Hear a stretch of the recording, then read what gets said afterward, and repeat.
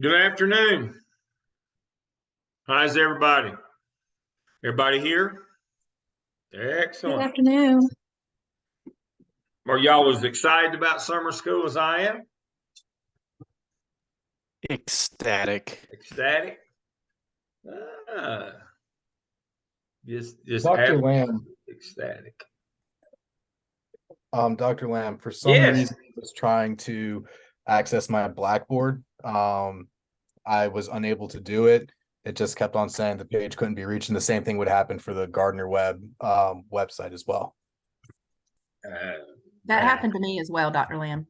I've got a ticket in to IT on it. And they said that they said they're working on it. I don't know.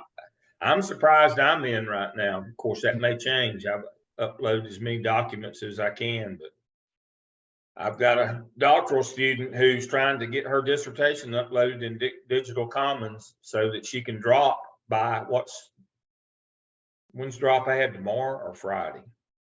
I mean, and if she doesn't get everything uploaded, she can't drop. She's going to pay for summer school. So I just gave her my login. Hopefully she's got everything uploaded. But yeah, it's been a problem for the last few days. Let me know if it continues. Send me an email. All right. So welcome to 603. I see Dr. Griffin Jordan is with us. Dr. Griffin Jordan, you in the airport in Boston? Are you in Logan? I am. I hope you can hear me okay. Yeah, we can hear you. Thank you for joining us. It's really busy in the airport, but I hope they stay quiet around me.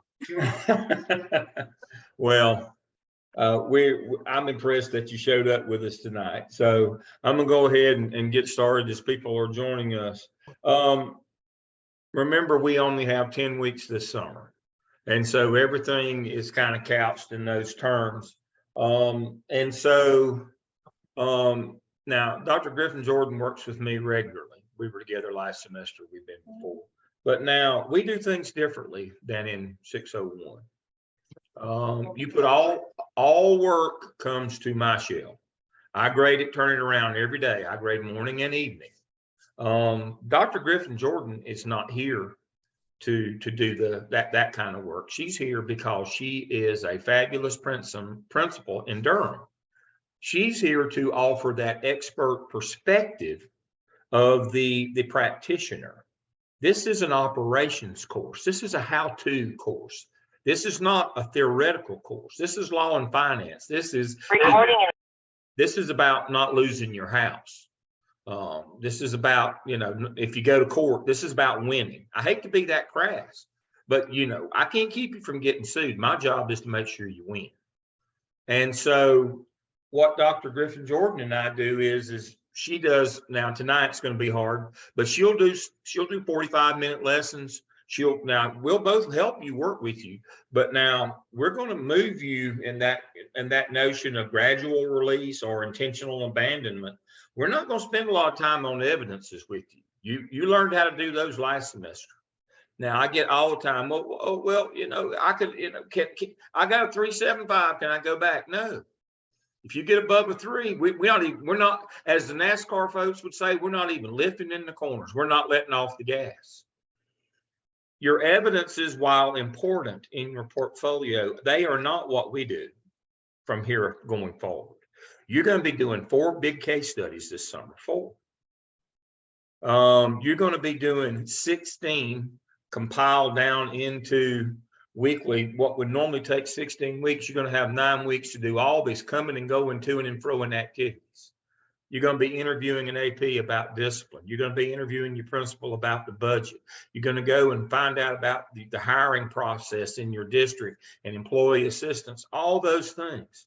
They're in discussion board. Those are your weekly activities. So let me share my screen and we'll start with that weekly activities. Share, let me pull up one of these multiple documents that I have. So what you'll see is we're going to introduce the OMA tonight, and I'm going to tell you, if you have questions, you're going to work with me. But we're not going to just all we do. After I get through going over the OMA tonight, we won't talk about the OMA anymore. You'll keep up with yourself. I ain't your mama.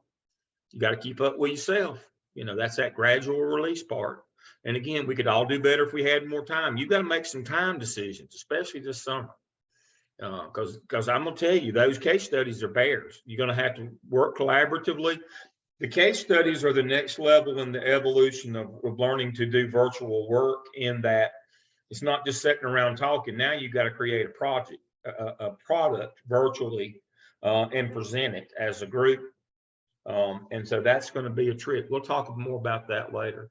But your first week, we're going to go over the OMA tonight. You're going to locate copies of your emergency plan and your crisis plans in your school. How long did it take to find it? According to what you read, is the plan appropriate? Because you got to read Principals Law Guide, chapters 1 and 2, what ought to be in there. I've also got a document under Zoom session 1 that outlines what needs to be in your crisis and emergency plans. Locate a copy of your school budget.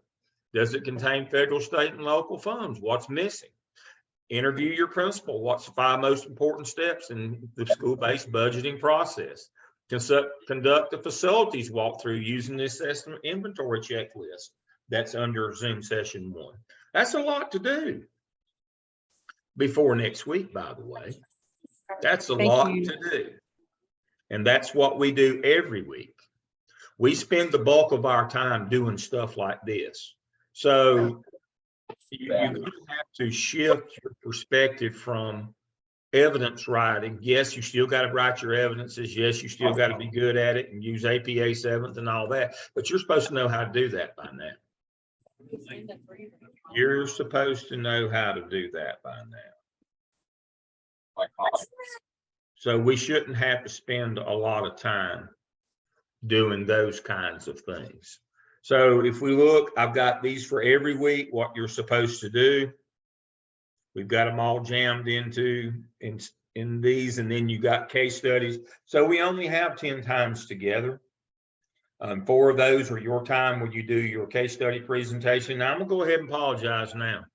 Now, Dr. Griffin Jordan is the nicest person in the world, and she'll say kind things to you like, did you think about this? Or maybe you want to think about that. I won't be kind at all. You know, the good thing is you're not in the room with me. So if I throw something, it's not likely to hit you unless you're fairly close. You could be fairly close by, but now I will not be as kind. You know, we're talking about not losing your house here. And so we're playing for keeps when we talk about school law.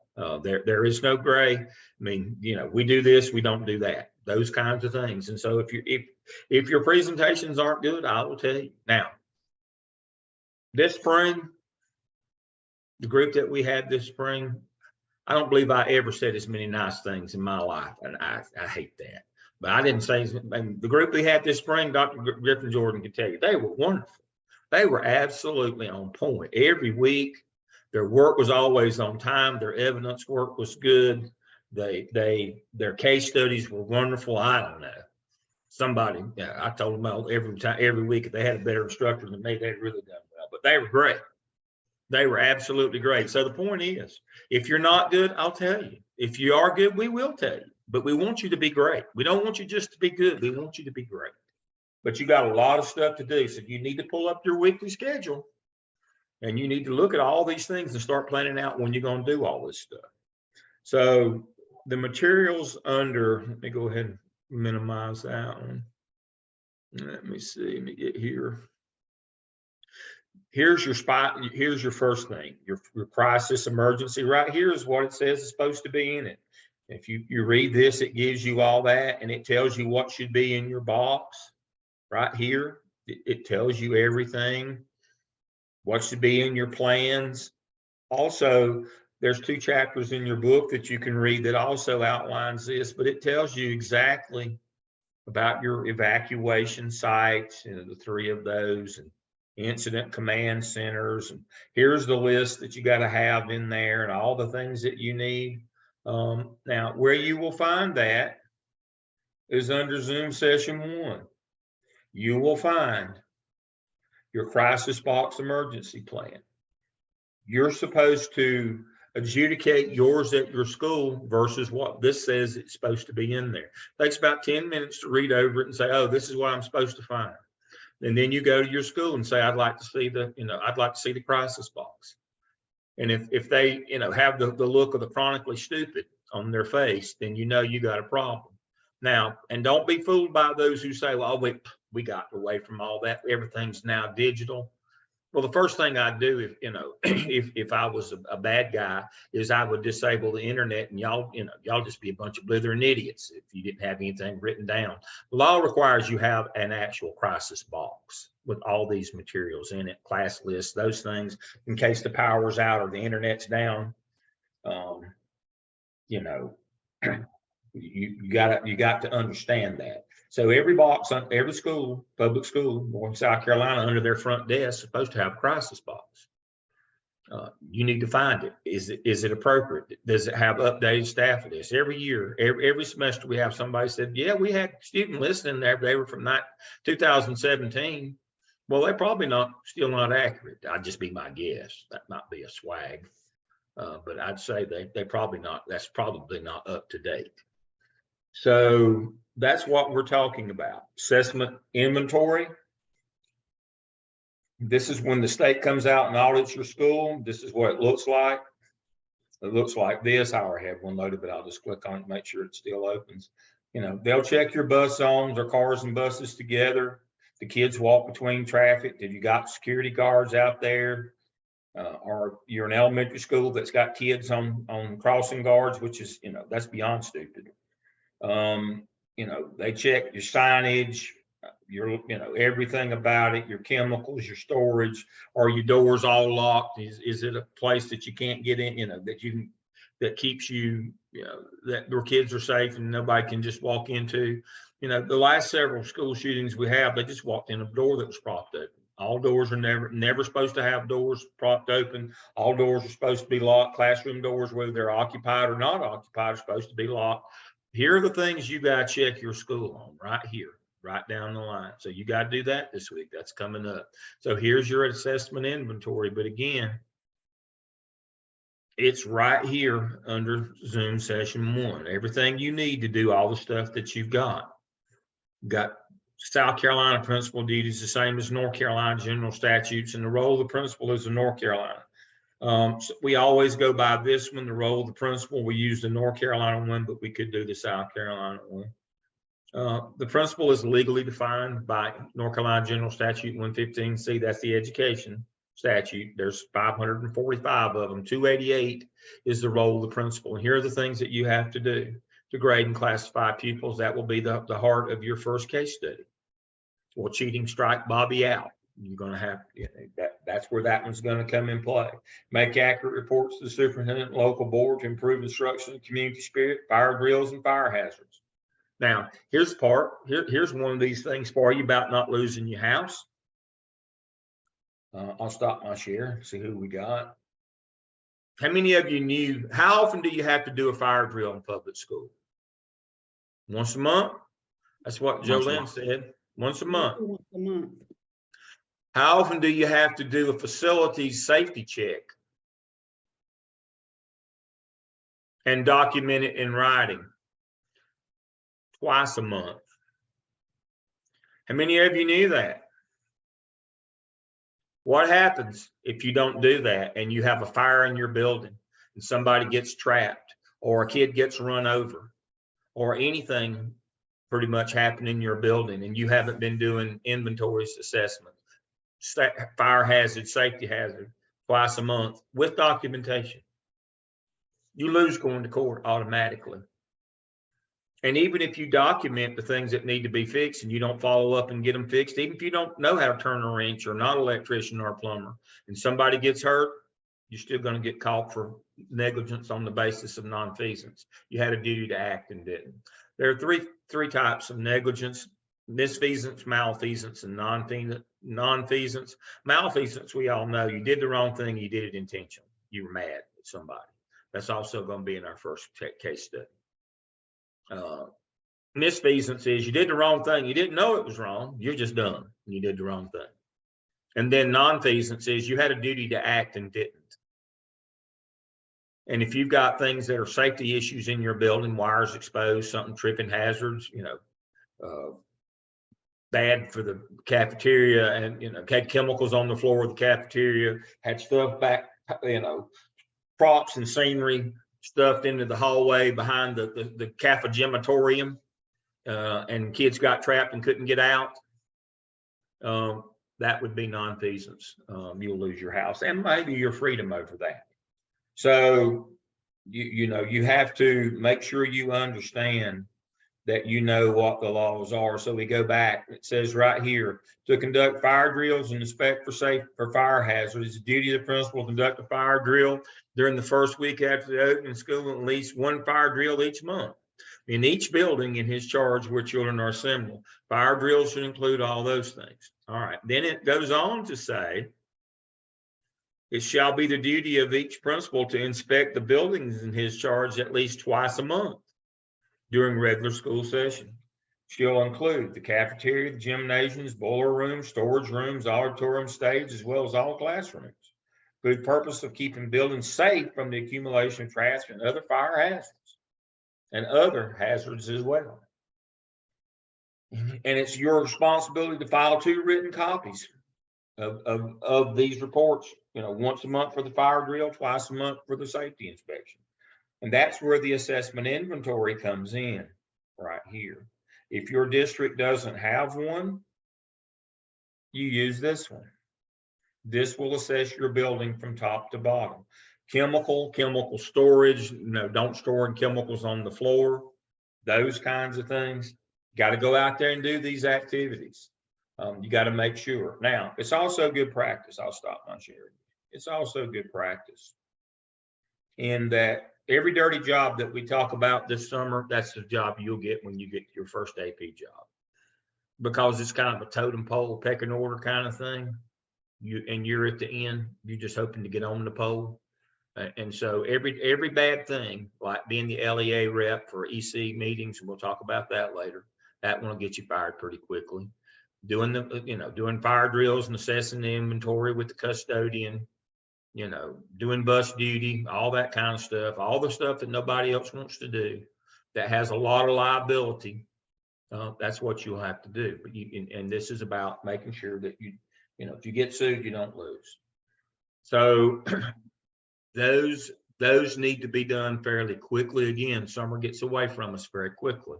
So we need to make sure that we're getting those things done. So here, back to the duties and responsibility of the principal, discipline students and assign teachers, duties to teachers with regard to discipline, well-being, and medical care of students, protect school property, report acts to law enforcement. We'll talk about that on discipline night. Maintain available to make available school budget and school improvement plans. I can't tell you the number of times that we send, and Dr. Griffin Jordan can attest to this, that we send students out to get a copy of their local budget to see if it's got federal, state, district, and local funds in it. And they'll come back and say, my principal says we don't make that public. Well, of course you do. Either the principal's pulling your leg, or they're just giving you a hard time. All school budgets, public school, are public documents. Anybody can walk up to the front desk of a school and ask to see the budget and the school improvement plan. Both are to be available. It says so right here in the law.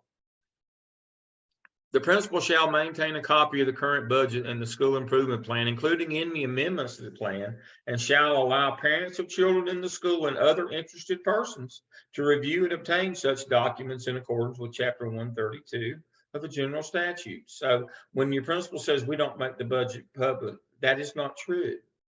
Or it may be true to them, but it's not legal. All budgets and all school improvement plans are legal. And we're going to talk more about the school improvement plan and budget and master schedule in just a few minutes. Transfer records, sign, driving eligibility. And then here's the ethical piece that goes along with it. There are 4 ethical paradigms: justice, care, critique, and profession. And we're going to adjudicate each of our case studies based on law and those ethical paradigms. So those are the laws that the principal has to cover. Again, there was a time when, at the end of the semester, sometimes I would get to safety and crisis box and active shooter drills and all those kinds of things. Unfortunately, we start with that now. Full disclosure, I was a high school principal during Columbine. and Jonesboro, Arkansas shootings was not a fun time.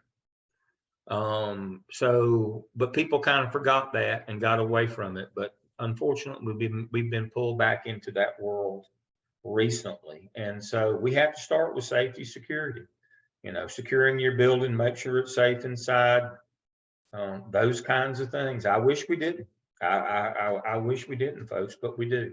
We have to start with that. So you've got to assess your facilities. You've got to assess your emergency plans. Do we have the 3 types of evacuation sites?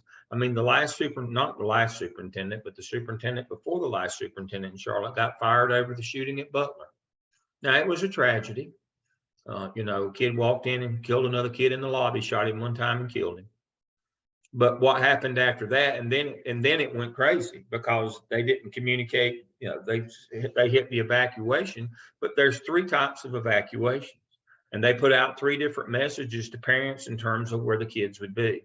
There's always an on-campus evacuation site like down at your ball field, and then there's one you can walk to, like the church on the corner there on Matthews Mint Hill Road on 52, or Bojangles Coliseum.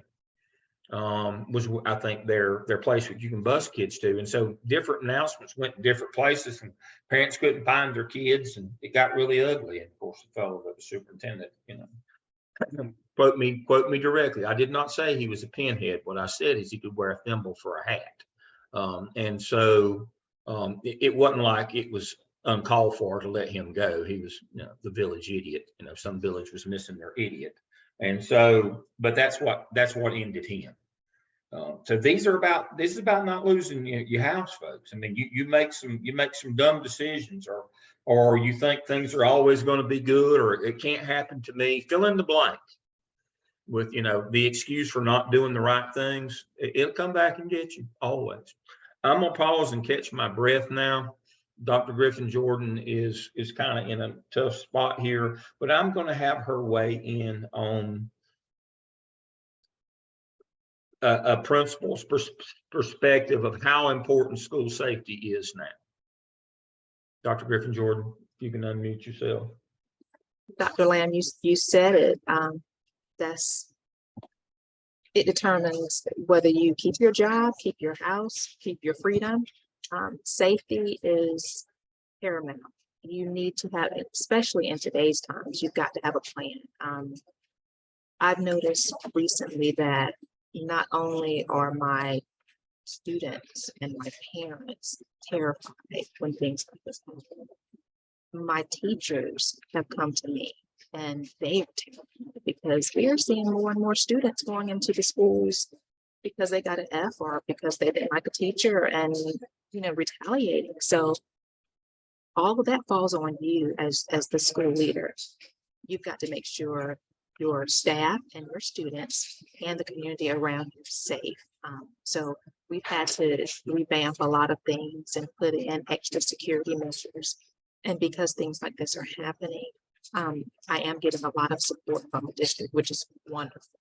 We've recently put up a fence around the school. We've had alarm codes put on our side doors. These are things that you may not have had to think about before. And as a school leader, that is even more that you have to think about going forward. Yeah. Thank you, Dr. Griffin Jordan.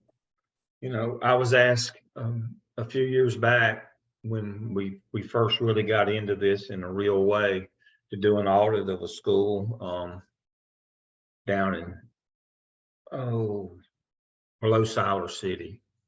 A new middle school opened down there and they wanted me to come and assess it.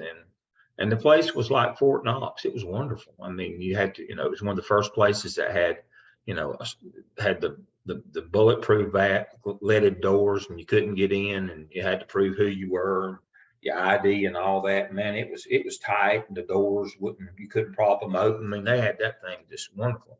Except the problem is from the parking lot, I could drive within 15 or 20 feet of their playground without even a fence around it. And there was 500 kids out there.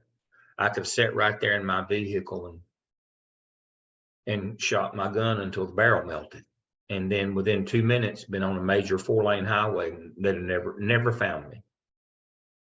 Those kind of things we didn't used to have to think about. But Unfortunately, we do now. So safety always starts as we kick out off each semester with safety. And we'll have to spend a good bit of time on discipline. We'll have to talk about that and reporting, reporting to the state and reporting to law enforcement. We have this notion that if we keep it a secret, nobody will know. Well, there's reporting laws. And that's probably the biggest one now, is trying to talk people out of things or reclassify things much less than they really were, or threaten students or punish them, punish the victim, or not report to law enforcement what's been reported to them. I mean, we're having a real tough time with Title IX stuff now, with people following through. Or we know the case at Myers Park in Charlotte where, you know, they were punishing the girls, telling them that they were being sexually assaulted. I mean, it's you know, not turning people in, you know, not following through on reports of abuse and those kinds of things. Not involving law enforcement when they get reports of sexual misbehavior from their schools, pretending that they don't have to be involved with cyberbullying. Oh, you can't prove it happened here at our school. That doesn't matter where cyberbullying occurs or what device. If it's your students, you're involved. That's what the law says, and you're not qualified to do sexual investigations. But we want to keep this in house. What that means is we want to cover this up.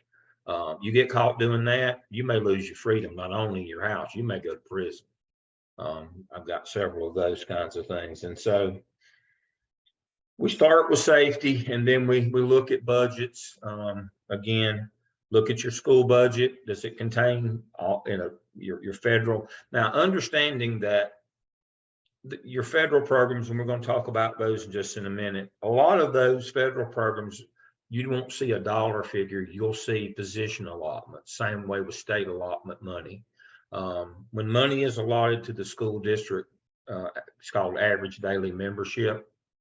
Understand that when the state says we're going to give you $8,000 a pupil to educate them this year, they don't give you $8,000. They give you $800 in 10 installments. You got to have enough funds on hand to pay for the first month. And that's why you keep hearing about 20 days, the 20-day count, go find the kids.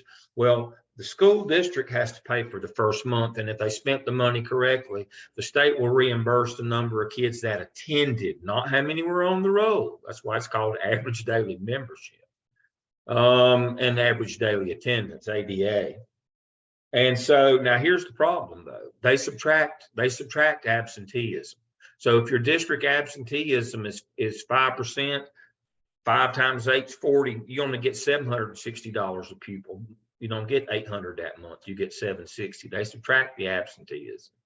So it comes in installments. It does not all come at one time. And it comes after. They're after the beat, kind of like Willie Nelson sings. They're after. You spend the money, then they pay after.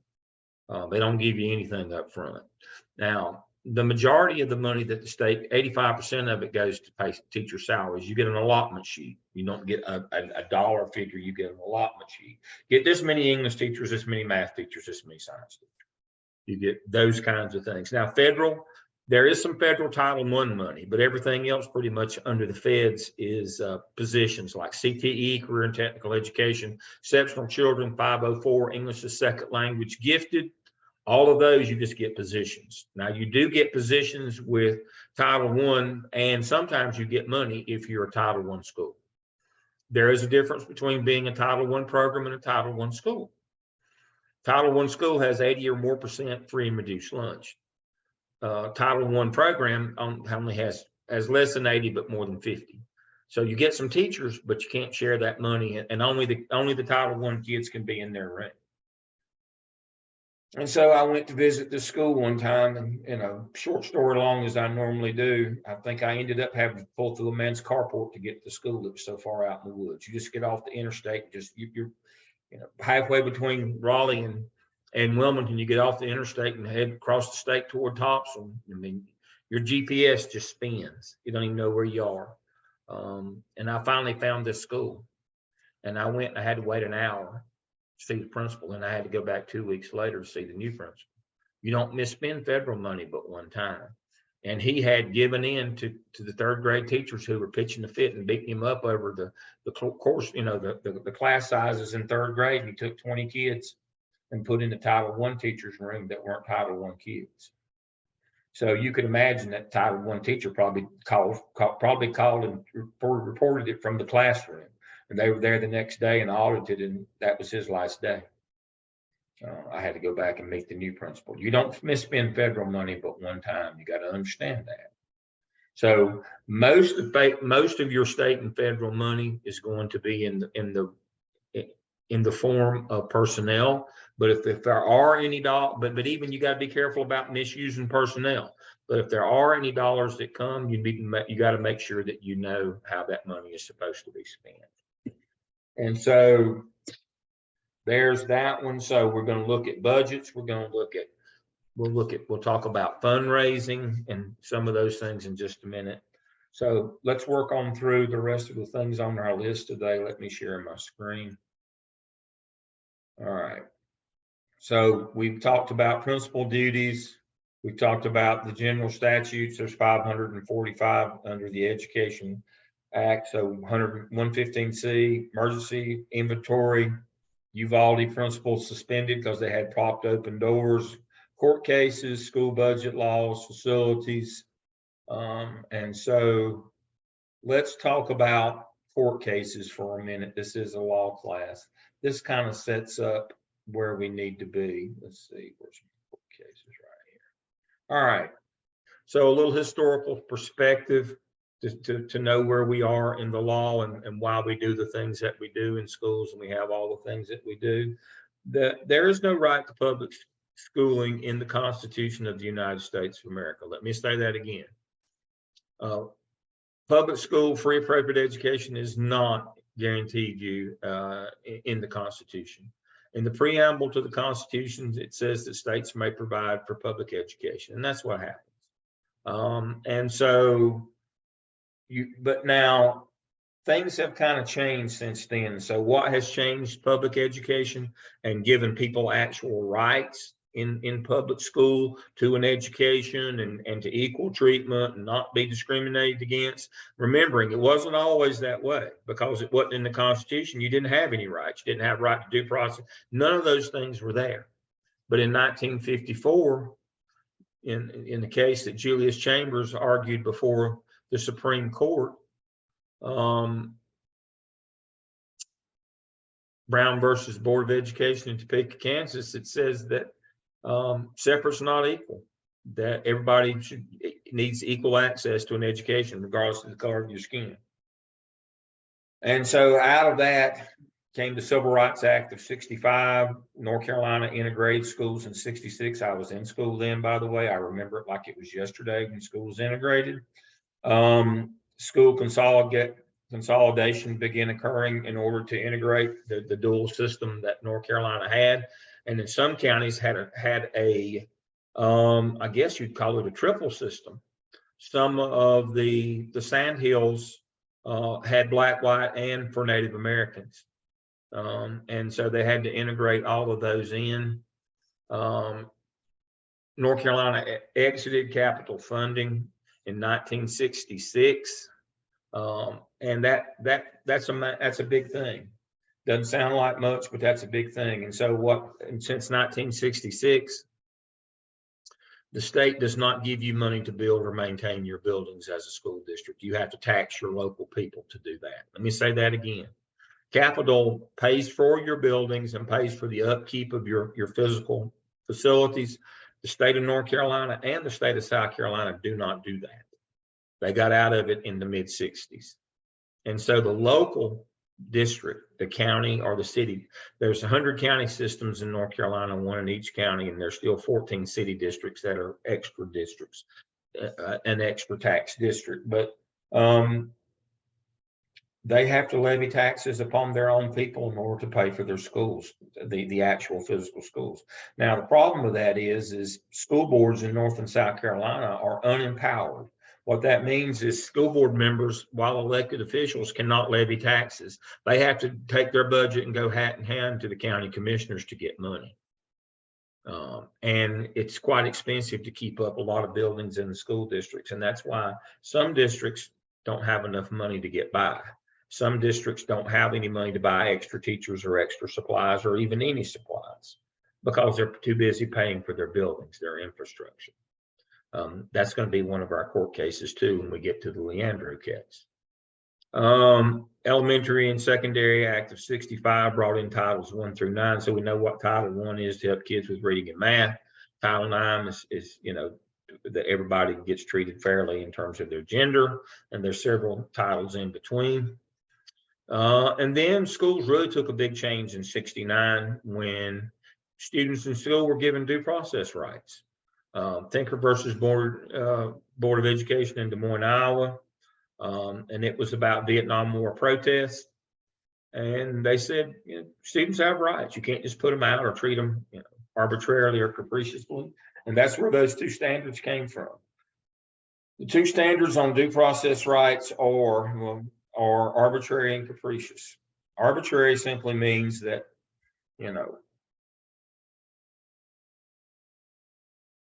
me and Daniel were out back smoking. And Jolynn was the AP and she called us.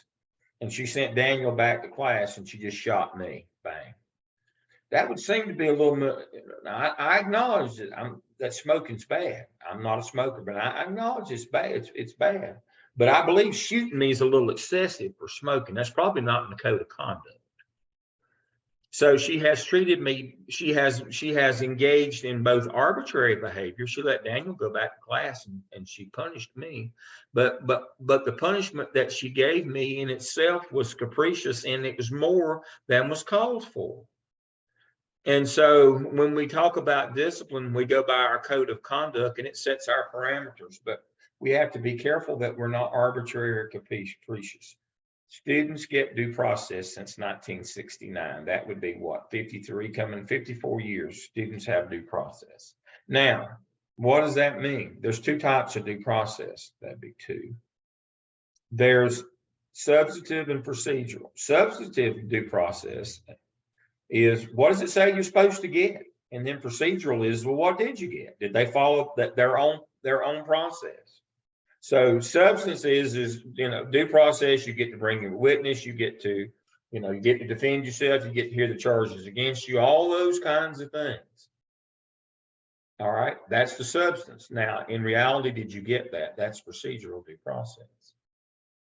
And we can't give more punishment than the handbook allows. If the handbook says the penalty for smoking is, the minimum is 1 day ISS and the maximum is 1 day OSS, it would seem to me, just a thought, that shooting me might be a little excessive. That might be capricious. So those are our standards. They weren't always that way.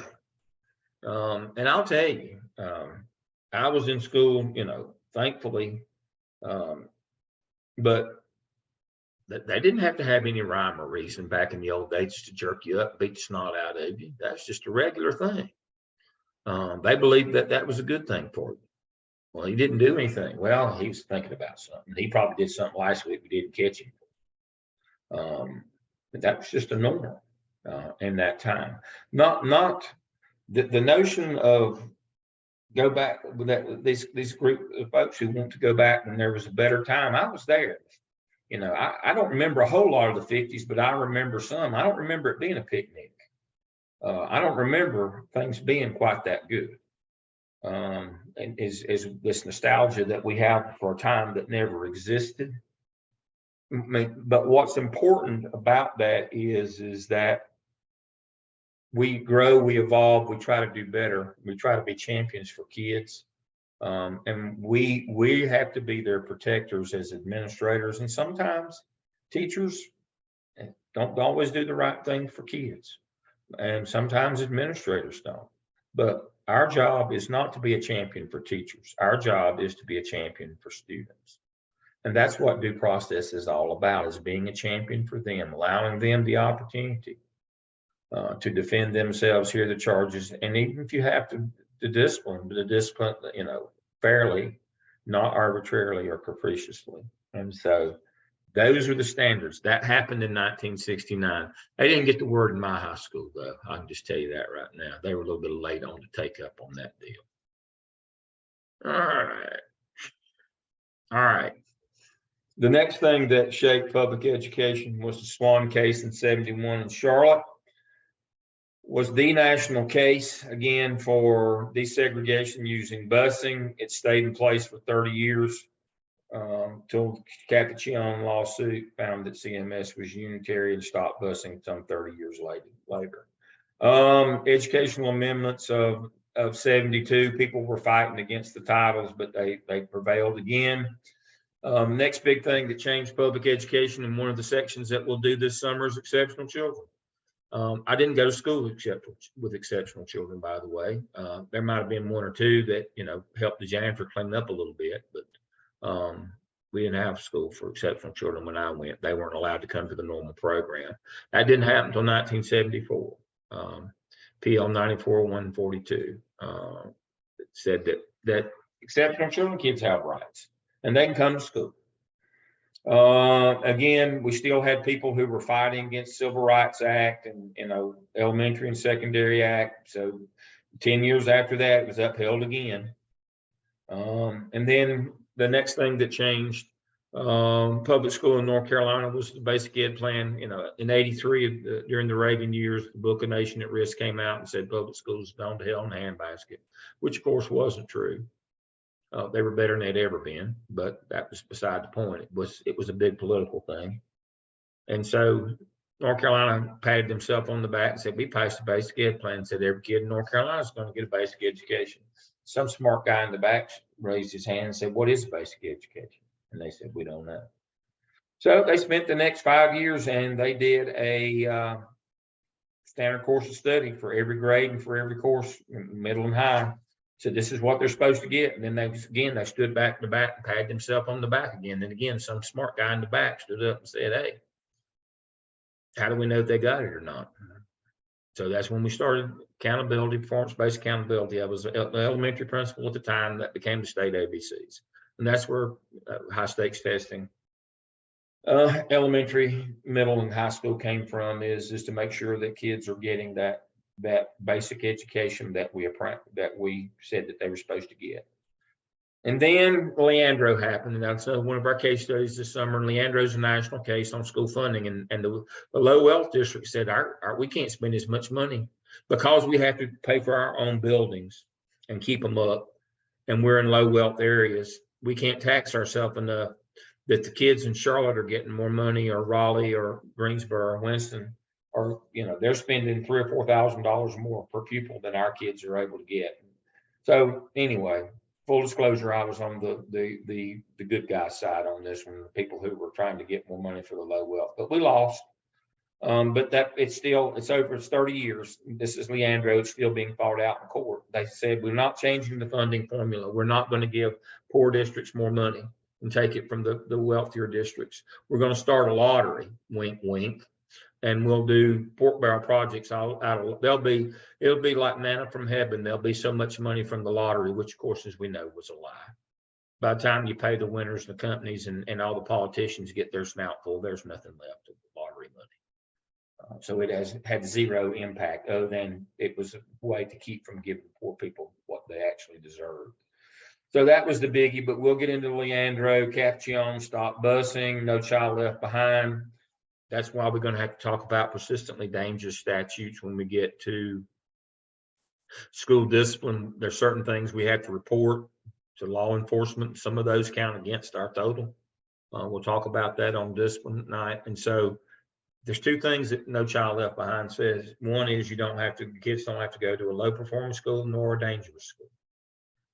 And there are metrics on the dangerous school, and that same thing happens as if you're the low performer, you get fired as principal and AP, you lose your job. Value added EVOS came in 10, and then vouchers charged schools. There's a couple more things that happened, but this is kind of the context of where we are in public education and the context of the classes that we have to teach you in law and finance. We have to follow this stuff. And so the next thing is there are finance laws. And here they are. I've got them kind of summarized for you, but we use the modified accrual accounting system. That means you get the money after you spend it. They reimburse it. If you spend it wrong, you don't get it back from the state. The feds, same way. Daily deposits, no money on hand. You need to get out of the cash business. We talked about that. Dr. Griffin Jordan made an impassioned plea for that in the spring. And she'll be with us next week, and she'll talk about some of these kinds of things when she does her school-based budgeting. So I won't steal her thunder this week, but she'll talk about these things.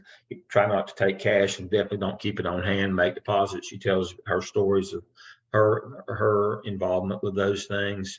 And then we talk about fundraising. We'll talk about that when we get to there.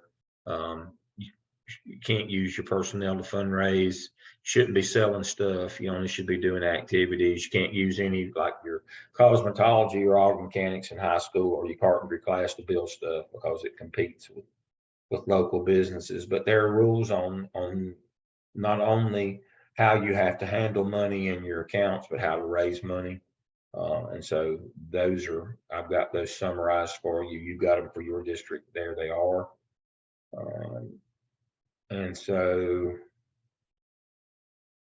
we're doing pretty good on time so far. So these are all the things that we have. You need to, and I'm not going to sit and read all this stuff to you. You need to go through all these things and kind of figure out where you are and how it's going to help you with your weekly activities. In order to cut down on your time and for us to do things that's most important this semester, there will be no video peer reviews, and you'll only peer review tasks 1, 2, and 3 of one person in your team. Now, let me say this. If that person is already, when you upload in discussion board where it says task 1 for review, I'm going to get it that day, and I'm going to say, excellent, continue with peer review. If there's not a review there already posted on the thread, and rarely will anybody beat me to them. I'm old and don't sleep and got a small bladder, do the math. Rarely will anybody beat me to them. So I will say, excellent, continue with peer review. That means it's still up for review. Move on to task 2. Now, if you've already moved on to task 2, and if it's been a couple of days, don't, unless somebody asks, you're probably not going to do them a whole lot of value in reviewing their work. Try to make sure you get it within 2 or 3 days of them posting it. Otherwise, they've already moved on. I mean, I've already moved on. And if somebody's already reviewed it, if that 1 in a million chance that somebody beats me in and leaves a review on it, I'll simply say, excellent, move on to task 2. But one of the things that I get kind of caught up on with students, and I don't really understand their thinking, is they get toward the end of the semester and their points are short, they can go back and start doing peer reviews. This is how many points those will get. That would be a 0. Peer reviews are only any good if they're urgent, on time, right now, and it can't be now. And we don't do the American Bandstand. Again, I'm going to give them my age away. We're not going to do the American Bandstand reviews. Which, I give it an 80 because it's got a good beat and it's easy to dance to. I see some that always say, yes, it looks good, good, good, good, good. Well, that's not feedback. That's not a review. So make sure that your reviews are timely. You only have to do 1 of somebody in your group for tasks 1, 2, and 3 of the OMA and 1, 2, and 3 of the skip. Now, task 1 of the OMA and task 1 of the skip take pretty good amount of time because you got to gather some stuff together. But once you get that done, the others, I mean, literally, you can do them in a day. So don't get bogged down in them. And again, we could all do better. So let's go there and look and see. Let me see. I'm going to look under OMA task and prompts. Here we go. So here's a little cheat sheet for you right here. You see this one that says master scheduling? If you'll click on it, I've got it summarized what you need to do to write task 1 right here. So this is a presentation that I do. I actually just did it. If it'll open, this is an old one. All right, so here it is. The path to school improvement. The master schedule and the school budget are the cornerstones that support the school improvement. Now, last semester, you did 2 evidences. You did the academic piece and the personnel piece of the school improvement plan. Now we're going to do the pieces that support them this semester. And then we'll move on with some other pieces in that plan. The master schedule in your building and the school budget support that school improvement plan. What that means is if you say in your school improvement plan that we're going to work on reading this semester, and we're going to get some reading programs or materials, I should see that your money spent on that. Again, Dr. Griffin Jordan makes an excellent case where you build consensus, and so people don't get mad. I mean, budgeting is not dividing the money equally among everybody. There's got to be priorities, and she'll talk about that in her presentation, that you need to have that school improvement team behind you as a principal when you start making these budget decisions. So when we can say what's in our school improvement plan, our budget should financially support that. And that master schedule, we want to do better in reading. Well, we might need to add 30 minutes a week to reading. Does our master schedule reflect that? So these are the 2 pieces that support that school improvement plan. Now, master scheduling, here's the things you're going to need. These are the things you're going to need to do task 1 of the OMA, which is basically building. The OMA is building a master schedule, folks. That's what it is. That in the end, you will have built a master schedule or revised the current one that you have. That's what the OMA is. It's building the master schedule. The master schedule is the most important document, operational document in your building. Whoever does your master schedule runs your school, period. So if you know of a school where the secretary does it, or the department chairs, or the guidance counselor, then they're in charge. So here's the things you'll need, and this is for you in order to write, to do a master schedule and to write your OMA task 1. You'll need your NCDPI or South Carolina's Department of Education report card. Now, don't be one of those nitwits who argues, well, we don't think it's adequate. The standardized testing doesn't really show what a kid knows. Well, boo-hoo. Life's unfair. Get over it. Suck it up, Buttercup. If the scores didn't count and didn't matter, then we wouldn't post them. Your job as a school administrator is to make a good number go up or a bad number go down, period. If you can't do that, you can't stay in this business. So we start with the report card, EVOS. EVOS tells us which of our teachers can and which can't. Well, in a situation like that, whether they can or don't, doesn't matter. As long they won't or they can't, as long as they don't. So we need to know who can and who can't, or who does and who doesn't. School improvement plan, so we'll know what we're supporting. Our master schedule from last year, so we'll know what it looked like. Duty roster, that's during the day. Car duty, bus duty, lunch duty, hall duty. Supervision schedules after school, second shift, ball game, dance, hip hop, whatever you have. School teacher working conditions survey, North Carolina, South Carolina, you have the cognitive, you have the parent teacher survey, and it's called the parent teacher survey in South Carolina. And yes, there is one, and yes, your principal does have the results of the spring. So don't ask. They have it. Now, if they tell you they don't, then you've got a problem, but yes, they have it. Latest accreditation report. The only reason you need your latest accreditation report is to look at your external context about your community. Many of you have already written your school profile. If you've got some community context about, the school was built in 23, we're a farming community, the average income is this, the average education is that. That's what we need from the accreditation report, because you're asked to put your school in a national context externally. That's what it means. Is your school community rich? Are you poor? Are you somewhere in the middle? Once you've got that, and then of course, when we schedule a school, federal law comes first. So we got to audit our federal program. State law, what are our state laws? Well, that's length of day, number of hours, that kind of stuff. And so here's what that looks like. How many days a week you're going to have, how many, vacation days, 10 work days, those kinds of things, all that stuff, minutes of instruction, hours of instruction. That's what state law is. You have to factor that in. Your local board policy, AB Day, when we're going to start 8:30, go to 3:30, that kind of stuff on local board. How many minutes of reading, how many minutes of science? The local board sets those. Best practices, what teachers get the best results, and then teacher input. You got to make sure you do it in this order when you're scheduling the school. You can't just say, well, yeah, we did all 5. No, you got to do them all 5 in this order. Remember the story when I went to Chinkopin and I had to go visit the principal in 2 weeks? He put number 5 first. He went teacher input over federal law. And you don't do that but once. And by the way, you have to pay the money back. And then here's your federal law. Now, these are the federal programs: your exceptional children, your 504 kids, and your intervention team, the kids that are in MTSS, they get federal protections. Title I, whether you're a school or a program. English is second language, academically gifted, and CTE. All right, the state law, as I said, sets class size limits, highly qualified teacher licensure, days, hours, minutes of instruction, planning time, duty-free time, teacher work days. Local board sets things like this: daily schedule, block, flex, AB Day, traditional, mosaic, and mosaic's just a fancy way to say school within a school. Math, reading, science, social studies, language arts, how many each of these hours you get.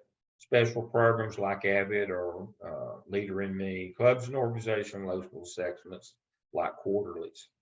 And then, your ELOS data, who can do what, and then teacher input. And conclusion.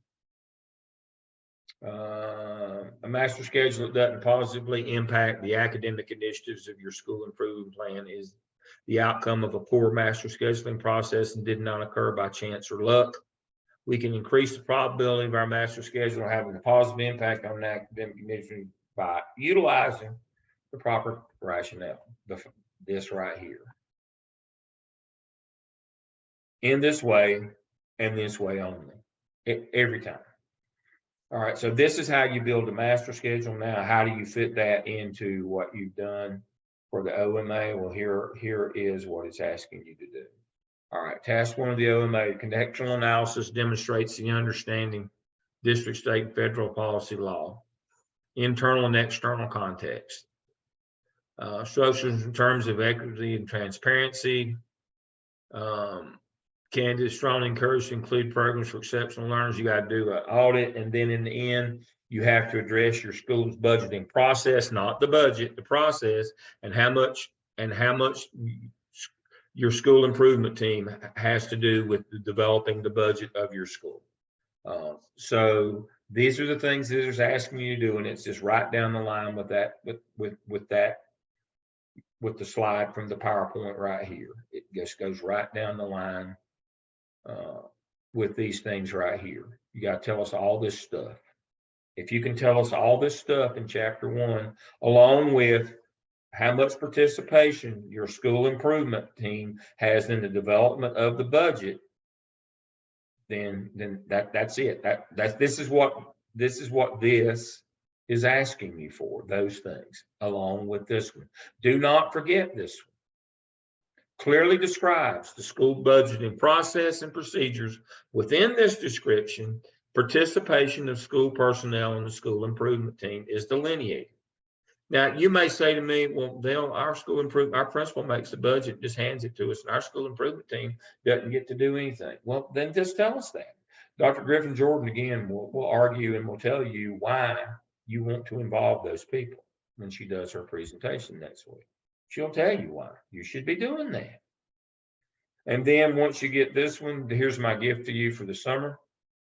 If you read this, you'll know why we insisted that when you did your APTEL last semester, that it be an academic and not discipline or something.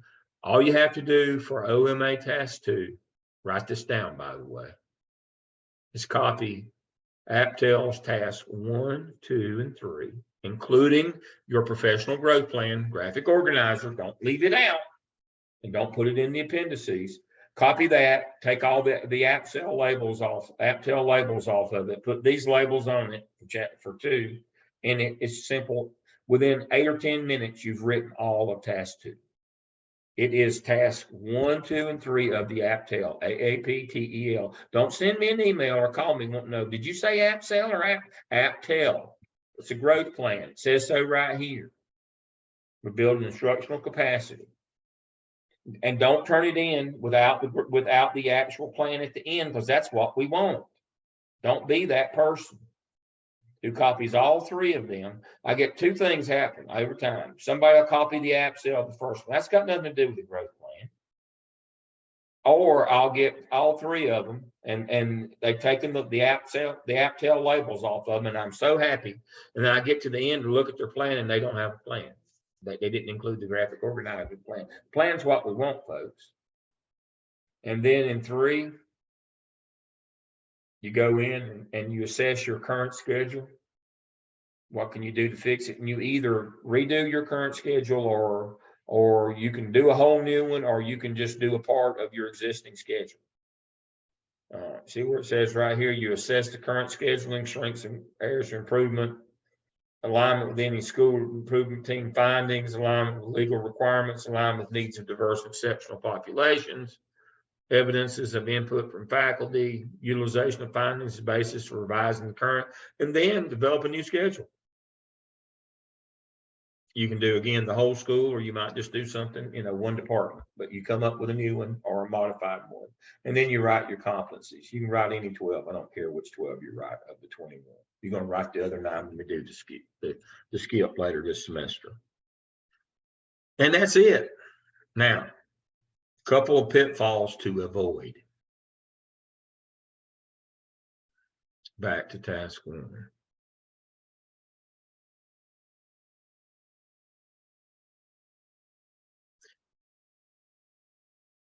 People don't know what an exception, what a special population audit is. Again, special populations are your federal programs, all of them. Let me say that again, all of them. Too many times people turn in task 1 and all it'll have is the EC. Let's go back, let's go back to the PowerPoint here. These are your special populations: EC 504 intervention team, Title I ESL gifted, and CTE. Those are your special populations. You got to do an audit of them. What does that mean? Well, what that means is what have you got? You list all the ones that you have. Then you tell us what they're supposed to get. And then you tell us whether they're getting it or not. That's what an audit is. What have we got? What are they supposed to get? Are they getting it? That's 3 steps of an audit. What have we got? And I'll have a lot of you'll say we don't have Title I. Well, good. I'm not saying you got to go get one. I'm just saying if it's on there, we got to know what you're doing with it. So you look at those special POPs programs. Do we have these? If we do, okay, we got it. We write it down. We've got Title I. All right, what are they supposed to get? Well, we're a Title I school, so everybody can share in that, and they're supposed to get reading and math support because we're a Title I school. All right, good. Now, third piece, are they getting that? Is that schedule allowing those services to be delivered as intended with fidelity? That's what an audit is. And if they're not, then we're going to address it in our schedule. That's a dud. That's why we're doing this for. Are they getting what they're supposed to be getting? If they are, then we're going to go to the next thing, our state, our local. Are we getting what we're supposed to be getting? Your master schedule has got to work for your school and work for kids. It's not just to make people happy on who gets planning 4th period so they can eat 2 lunches. That might be why I'm this big.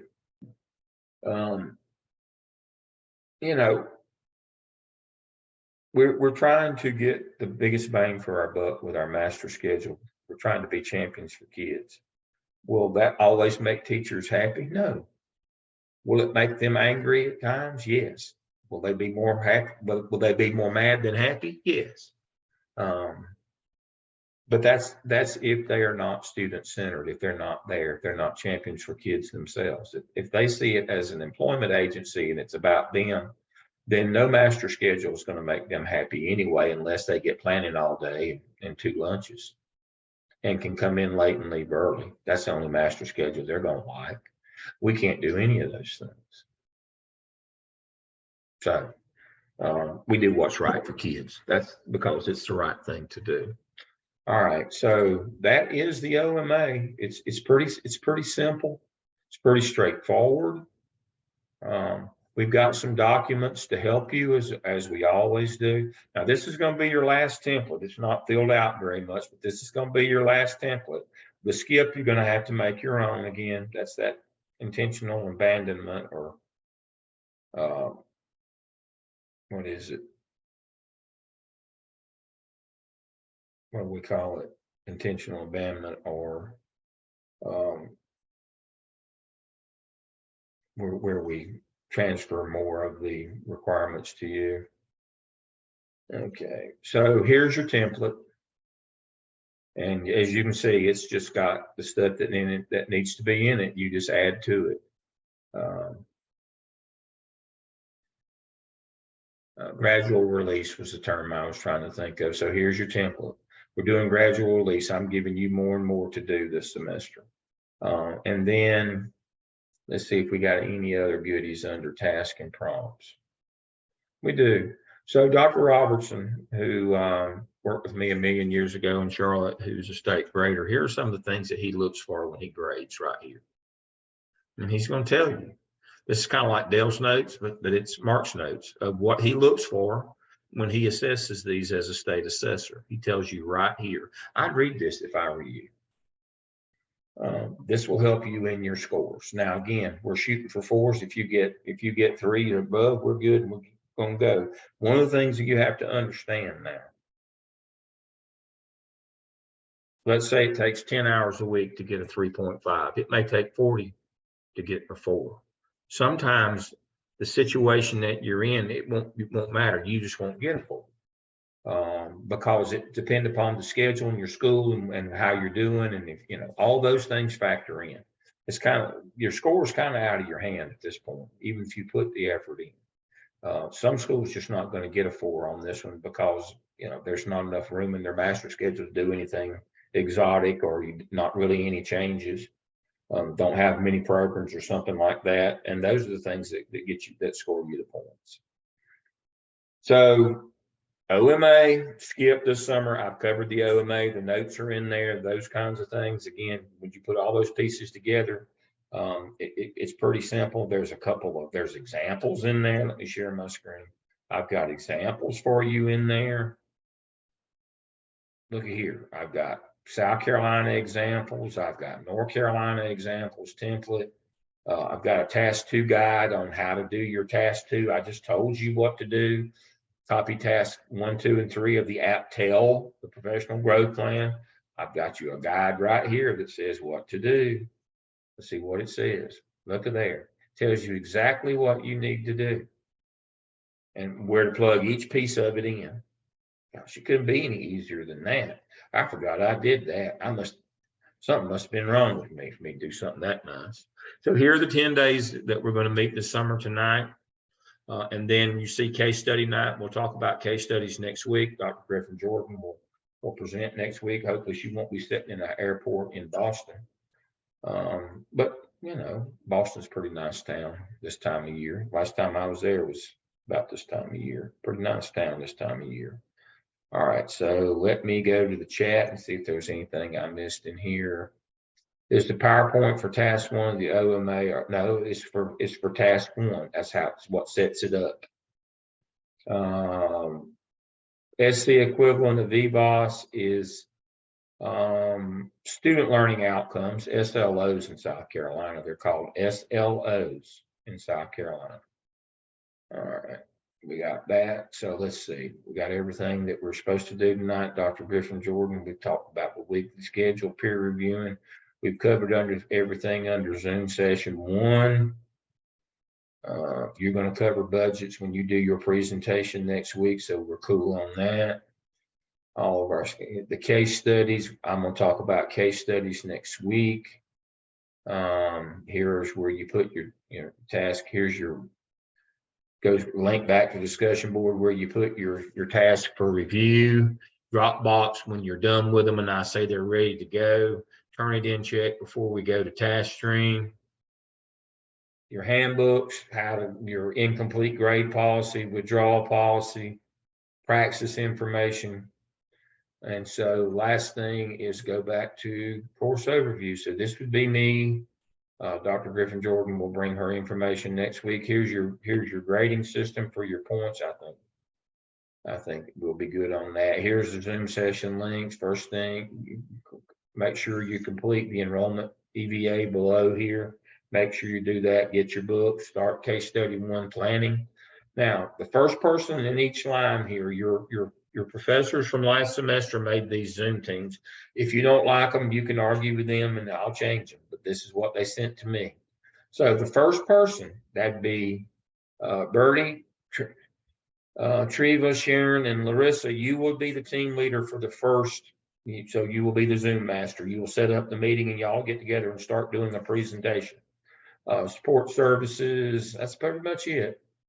Now, case study 1, what is the expectation? Here's the case, pretty easy. So let's go to, what is it, 4? Yep. So here's case study 1. This is the video that from 22, 21. Here's some older ones right here. You can watch these. I could probably move you one from this past spring. You can see how it was. You do that right quick while I'm thinking of it. Let's see right here.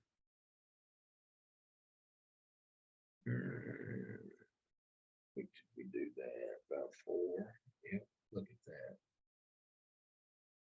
that. This one was from February 7th, right here. And yeah, it takes 2 hours. Oh, that's a great view there, isn't it? And so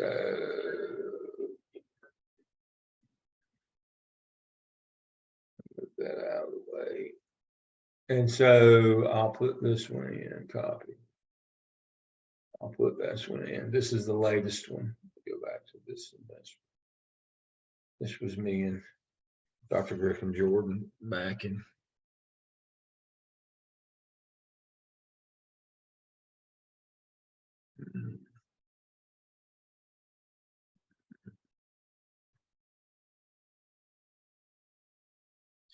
So this is case study 1.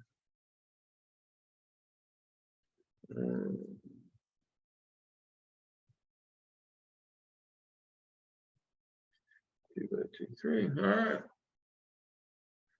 You can watch this and see what the expectation. You will see their presentations. And no, I won't send you a copy of their PowerPoints. You can watch this and see if you're unsure what you should be doing, then simply watch this one right here. And you can see how involved it is and what they did. And you might even catch on to something that you didn't think about when you do the first one. Because many of you, if you're still classroom based, many of you, your first thought will be, that we always got to support teachers, regardless of how, illegal, idiotic, or, immoral, unethical they are, that we always have to support them. And that falls under the heading of when you were about 5 or 6 years old, and when your mother said to you, if your friend Sammy jumped off the building, would you jump off too? And you were, yeah, I love Sammy. It's about the level of reasoning of a 5 or 6 year old to think that we have to support every time a teacher does something illegal, immoral, unethical.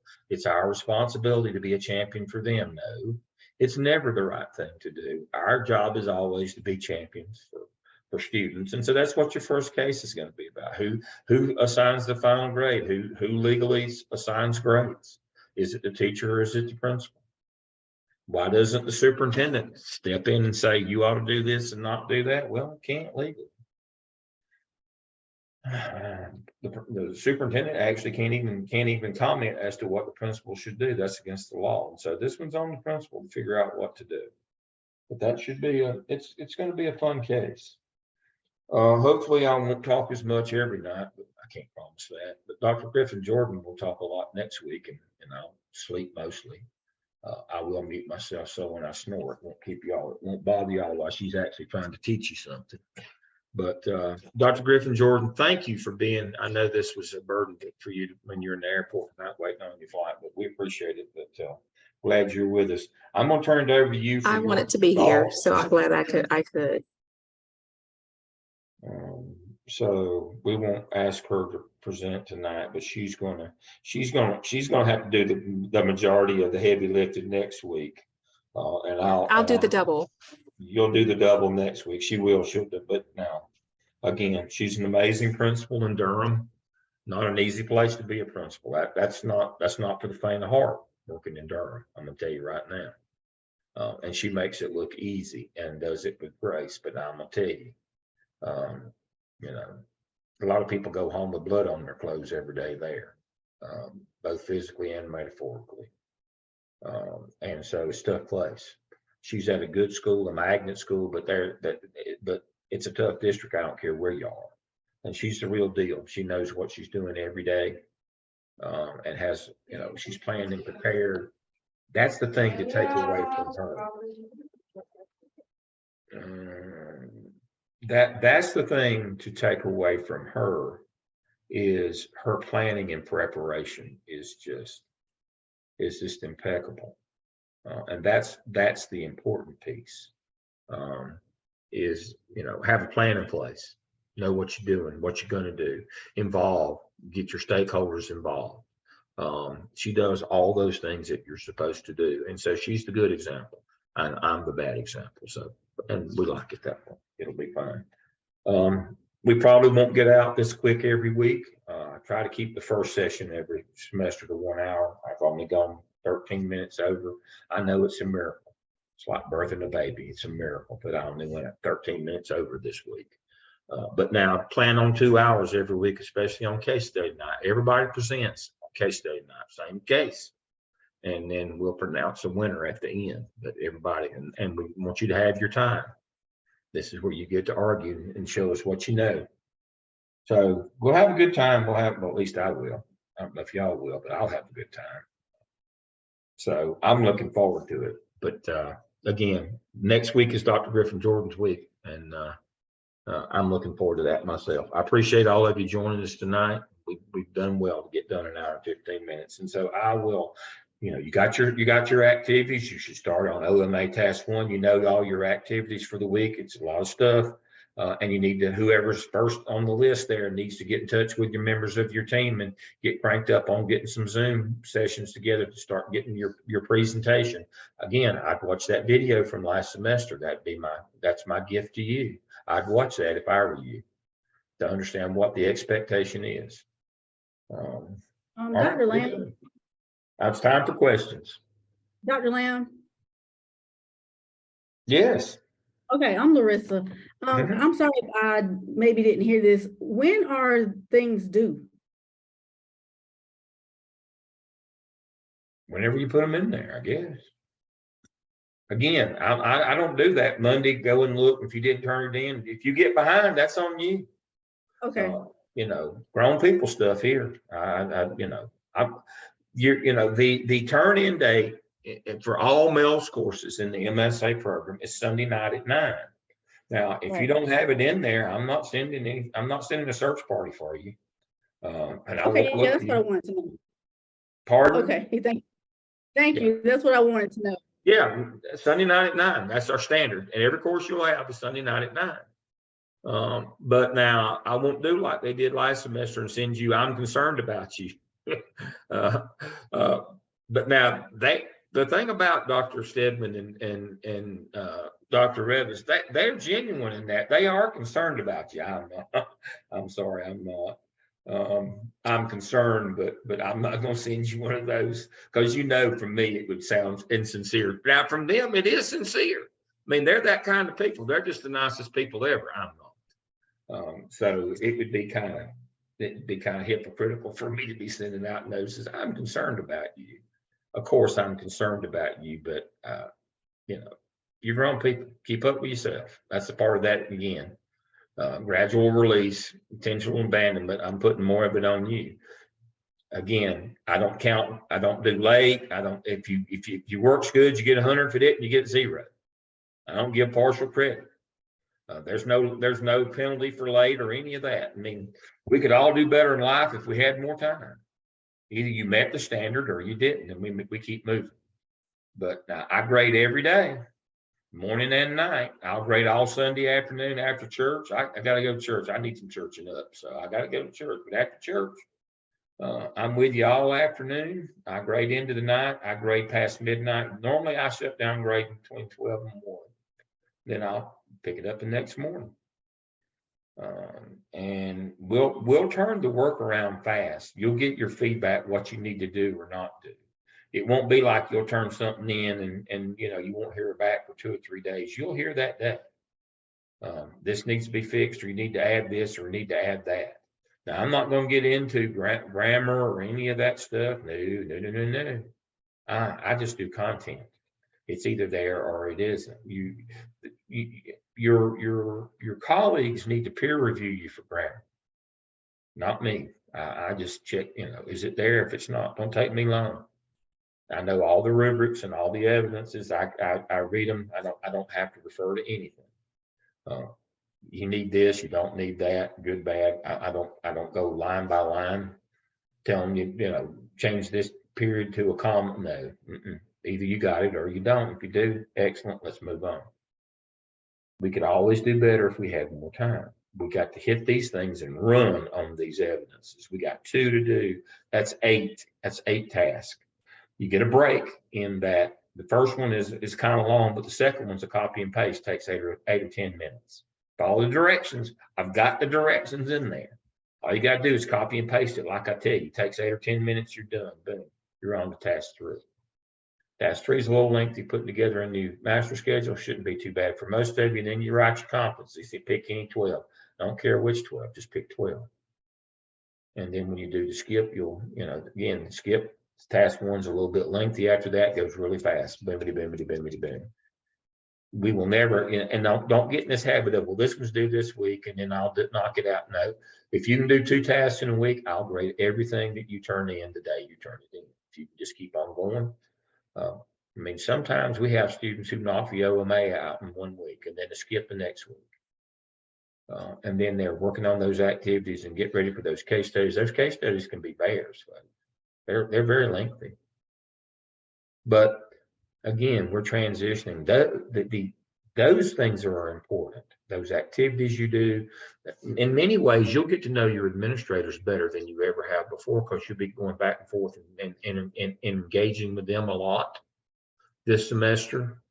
Share all these activities with them. That'd be the first thing I'd do, is I'd print out that thing just like I had that weekly schedule. I'd print it out. Okay, this week, this is all the stuff I'm going to need when I ask for. Just to give you a heads up. Now, don't make it sound like that, that they're supposed to find all that stuff and give it to you. But this is what I'll be doing. Kind of keep, and they might say, oh, I can help you with this, or I can send you there. Or you ought to talk to this person about employee assistance, those kinds of things. But don't make it sound like, here's my laundry list, go get this stuff for me. That tends to make principals mad, but it'd be a good idea if you shared all the stuff that you're going to be doing coming and froing this summer, because you're going to be doing a lot of that kind of stuff. This is not read a chapter, write a paper kind of stuff. You're going to read your law and your facilities books just for some context. We're not going to ever ask you to regurgitate what you read or take a test on it or any of that. It's just to help you. And both of those books you'll keep, by the way, both of your texts, because they will keep you out of jail. That's the main point, is to stay out of jail. All right, what's next? What did we miss? All right, I've had the time of my life. I've never felt this way before. I swear it's the truth, and I owe it all to you. Everybody have a good evening. I'll see you next week. Bye-bye.